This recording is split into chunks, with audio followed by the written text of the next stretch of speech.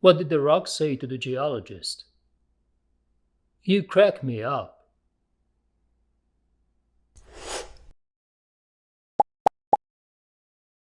Why was the mountain so chill? Because it knew how to peak and then relax.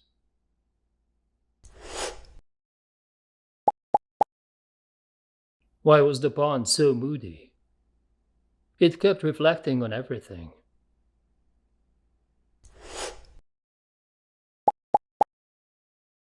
What did the pebble say during an argument? I may be small, but I make a solid point.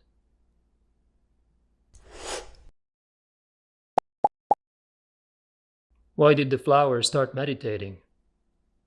To find its inner peace.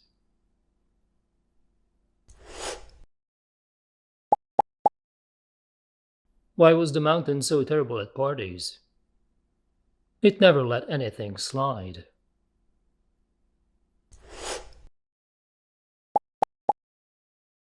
Why did the fern get ghosted? Because it gave off clingy front vibes.